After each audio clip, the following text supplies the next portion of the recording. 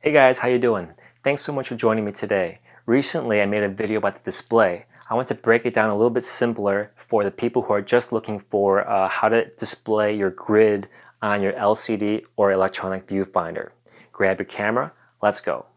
The reason why I'm going through the XE2 and the Xt1 is because many of you guys out there have two different models like this, and you'll see how the thinking is a little different for each one. Okay, first we'll do the Xt1.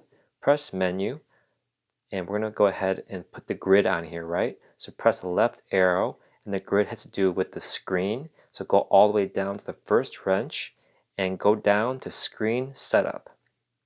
Press the right arrow and go down further to display custom settings, okay? I'm going in a more direct route here since I've already explained some of the nuances in a different video about the display in general. But we're going straight to the right arrow here, and the framing guidelines should be checked. You'll see that everything else is checked here. Don't worry about that right now. We're not talking about that. We're talking strictly about the framing guideline. Go ahead and click that. Press the display back until you're all the way out.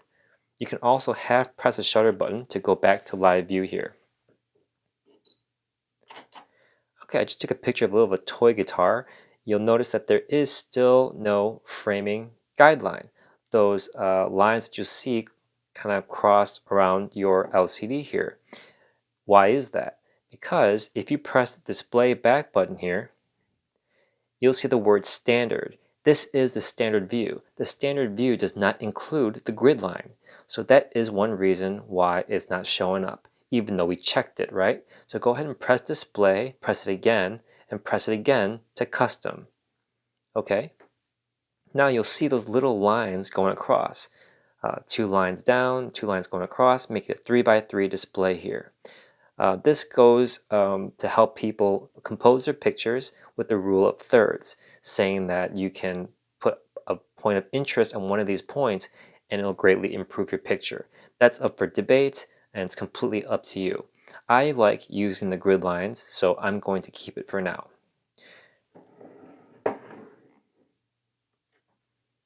Okay, let's do the XE2. This one is a little different. We're going to go press menu, press the left arrow and go down to the third camera menu.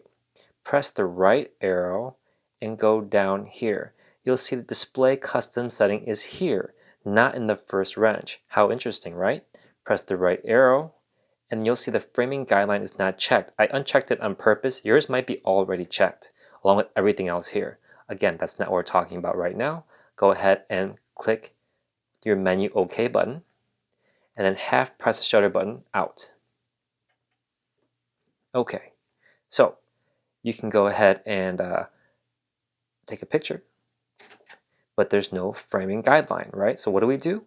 We press the display button until we get to the custom. You'll see here that I don't have the 3x3 going on.